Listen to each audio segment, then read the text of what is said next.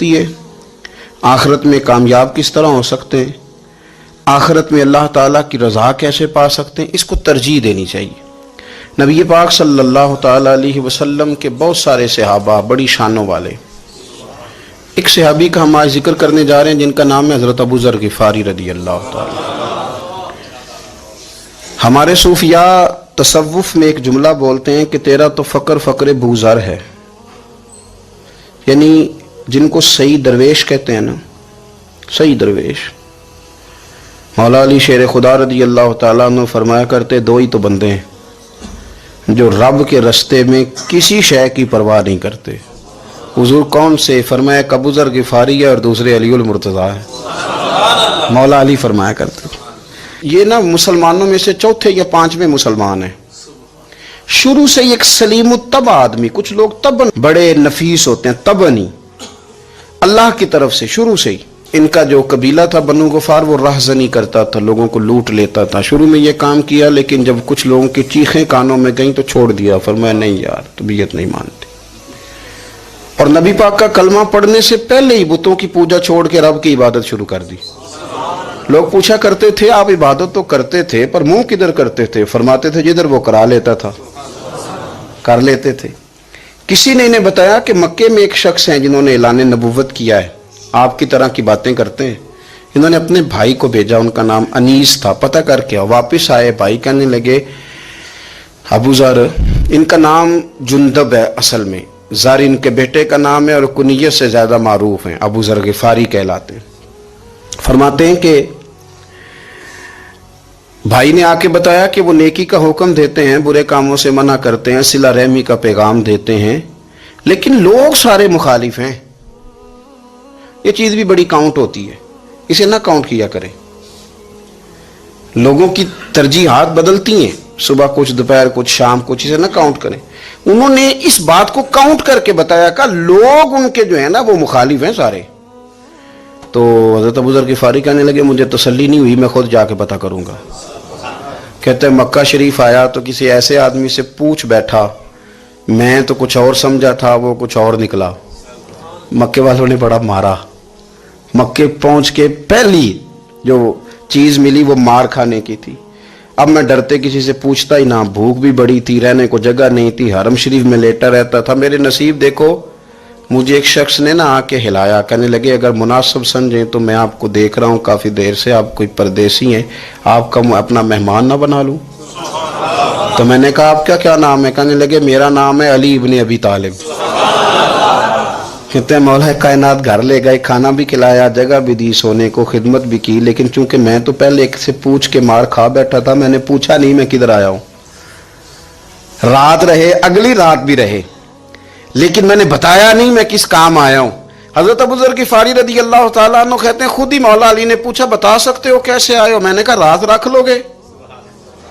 فرمایا بڑا کشادہ سینہ دیا رب نے مجھے، تو بات تو کر۔ کہنے لگے یار میں تو محمد مصطفیٰ کی زیارت کرنے آیا صلی اللہ تعالی علیہ وسلم۔ یہ بے نیاز لوگوں میں سے ہیں حضرت سیدنا ابو ذر غفاری۔ میں حضور کی زیارت کے لیے، حضرت علی کہنے لگے سویرے لے چلوں گا۔ انسان بزدل نہیں ہوتا، ہر انسان بزدل نہیں ہوتا، اور بلا وجہ ٹکراؤ کی پالیسی بنا لینا یہ بھی سیانے لوگوں کا کام نہیں۔ حکمت کے تقاضوں کے مطابق چلنا یہ بھی دلیر لوگوں کا ہی کام ہوتا ہے۔ حضرت مولا علی کہنے لگے صبح لے کے چلوں گا پر حالات ٹھیک نہیں، شرارتی لوگ ہر جگہ ہوتے ہیں، اگر کوئی شرارتیوں کا ٹولہ ملا نا جو کھڑا ہوگا جاسوسی کرنے کے لیے کہ حضور کی طرف کون کون جا رہا ہے، تو میں نیچے جھکوں گا جوتے کا تسمہ ٹھیک کرنے کے لیے، لیکن آپ نے نہیں کھڑے ہونا، آپ نے چلتے رہنا ہے تاکہ کسی کو شک نہ ہو۔ کہتے ہیں اس ترتیب سے حضرت علی مجھے لے کے گئے، میں حضور کی بارگاہ میں پہنچا۔ مولا علی کہتے ہیں بڑے بڑے لوگ سوال کرتے تھے پر یہ شروع سے سلیم الطبع تھے، مجھے کہہ لینے دینا، جنہوں نے ماننا ہوتا ہے وہ لمبے سوال کرتے ہی نہیں، مان جو لیا تو لمبے سوالوں کی ضرورت ہی کوئی نہیں۔ کہتے ہیں لوگ بڑے بڑے سوال کرتے تھے پر ابو ذر نے 2-3 باتیں پوچھی اور آگے جا کے کہنے لگے حضور ہاتھ بڑھائیں مجھے کلمہ پڑھائیں۔ نبی پاک صلی اللہ علیہ وسلم نے کلمہ پڑھایا، فرمایا باہر جا کے نا ابھی ذکر کرنا کہ تم مسلمان ہو گیا، یہ ماریں گے۔ عرض کی حضور انہیں مارنے دے، میں آیا بھی مار کھا نہیں ہوں، انہیں مارنے دے نا۔ پڑا فلک کو کبھی دل جلوں سے کام نہیں، داغ دل بھی نے کہا تھا पड़ा फलक को कभी दिल जलों से काम नहीं, और जला के राख ना कर दूं तो दाग नाम नहीं। मारी तो खाने आए हैं, मारने दे, करने दे जोर जितना लगाना है लगाने दे। बाहर जाके ऐलान किया, मक्के वालों ने मारा, इतना मारा कि बेहोश हो गए। फिर किसी ने बताया कि तुमने गुजरना भी है इनके इलाके से, बनु गफ्फार से, फिर इनका पता भी है ये लोग बड़े सख्त हैं।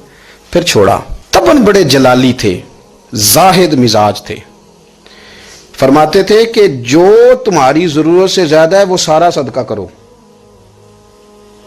कंज के मामले में उनका रवैया ये था।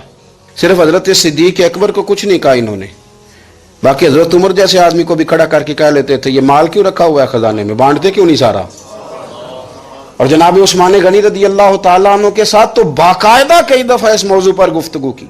वो कहते थे कि जब अल्लाह कहता है कुरान में कि माल दौलत जमा नहीं करनी, तो वो जो लोग थे वो भी बड़ी शानों वाले थे। वो कहते थे कि अल्लाह ने जब ज़कात फर्ज की तो माल जमा होता है तो ज़कात फर्ज होती है ना, जब फितराने का कहा तो माल होता है तो फितराना आता है ना। तो आप जो कह रहे हैं वो ठीक है, पर आप आला बात कर रहे हैं तकवे की, सारा बांटो। तो हजरत अबू ज़र गिफारी कहते थे चलो ठीक है तुम्हारी भी बात मान लेता हूं, पर ये बताओ मदीने वाले का अपना तरीका क्या है। कहा भाई हुजूर का तरीका तो वही है जो आप बता रहे हैं। तो फरमाने लगे फिर उस रास्ते ना चलें जो रास्ता मदीने वाले रसूल का है। और हुजूर से, नबी पाक से इश्क करते बड़ा खुल के। ये साहबे सुफ़ा में से थे। कलमे पढ़ने के बाद चूंकि तबीयत जलाली थी तो हुजूर ने भेज दिया, फरमाया वापस जाओ अपने कबीले में तबलीग करो। वापस गए, भाई को मुसलमान किया, वालदा को मुसलमान किया, कबीला सारा मुसलमान किया, वहीं रहे। हिजरत मदीना के बाद आए तबूक के मौका के करीब, और हुजूर ने साहबे सुफ़ा में रख लिया। नौकरी करते मदीने वाले रसूल की, दिलेर आदमी थे, बड़ा कबीला था, पर ड्यूटी करते, ड्यूटी खिदमत करते। एक बेटा था, ज़ार उसका नाम था, उसकी ड्यूटी लगाई तुमने मेरे नबी पाक के ऊंट चराने। डाकू आए तो साहिबजादा ऊंटों की, ऊंटनियों की हिफाजत करते शहीद हो गया।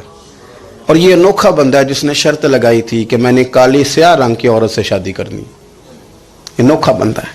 एक बेटी थी, एक बेटा, बेटा शहीद हो गया। बीवी से कहा तुमने नबी पाक के घर में खिदमत करनी है, हुजूर के घर वालों, और मैं नबी पाक की नौकरी करूंगा।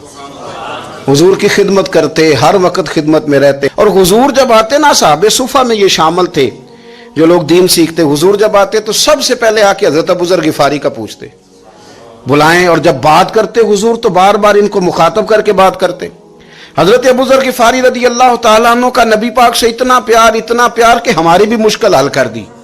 अबू दाऊद शरीफ में मौजूद है, एक दिन कहने लगे या रसूल अल्लाह सल्लल्लाहु अलैहि वसल्लम, अगर कोई बंदा किसी से प्यार बड़ा ही करे पर उस जैसे अमल ना कर सके, कोशिश करे कर ना। लोग हमें कहते हैं ना जी प्यार बड़ा, अमल भी तो करो ना। भी करना चाहिए, पर इंसान है ना, गलती भी तो हो ही जाती है। अब हम अमल नहीं कर सकते तो तुम हमें प्यार भी नहीं करने दोगे, मेहरबानी करो प्यार तो करने दो ना।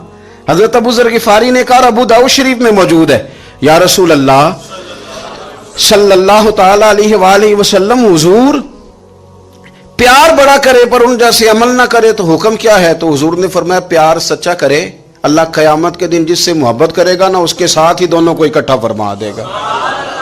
तो हज़रत अबू ज़र ने फौरन कहा, हुजूर फिर मुझे आपसे भी बड़ा प्यार है, रब से भी बड़ा प्यार है। फरमाया फिक्र ना करना, जन्नत में इकट्ठे ही जाएंगे। इतनी मोहब्बत रसूल पाक की ज़ात के साथ हुजूर की नौकरी करना। एक दिन खिदमत करते करते सो गए। हुजूर मस्जिद में आए पता करने कि अबू ज़र आराम कर रहा है।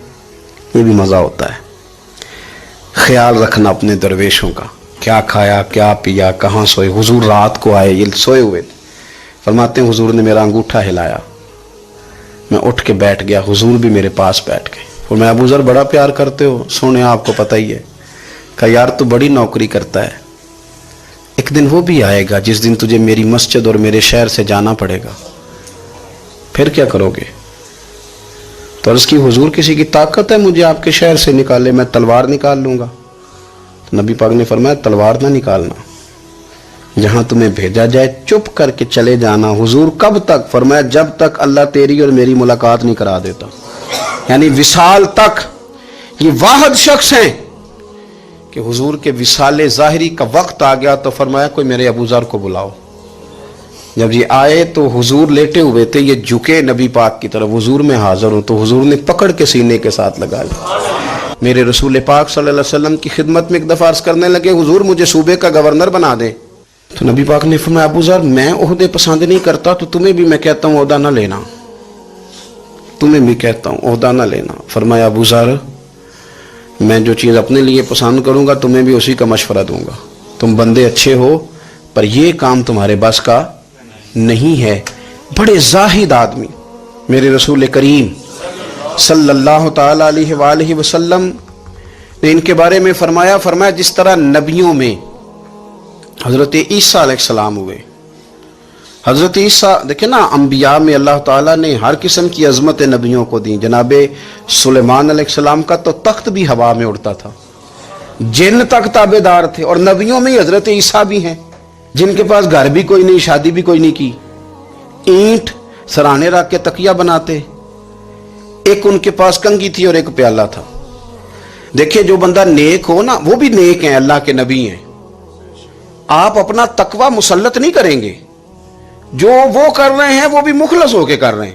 حکومتیں جو چلانی ہیں تو وہ کس نے چلانی ہیں؟ اگر نیک بندے نہیں آئیں گے تو غلط لوگ آئیں گے, قوموں پہ ظلم کریں, وہ بھی اپنی جگہ ٹھیک ہیں. لیکن یہ جو کر رہے ہیں یہ بات بھی اپنی جگہ بالکل ٹھیک ہے.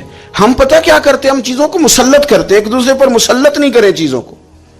آپ جو کر سکتے ہیں, جو رستہ آپ کو صحیح لگتا ہے اختیار کر لیں. یہی تو ہمارے دین کا حسن ہے کہ سارے رستے واضح کر کے ہمیں دکھاتا ہے.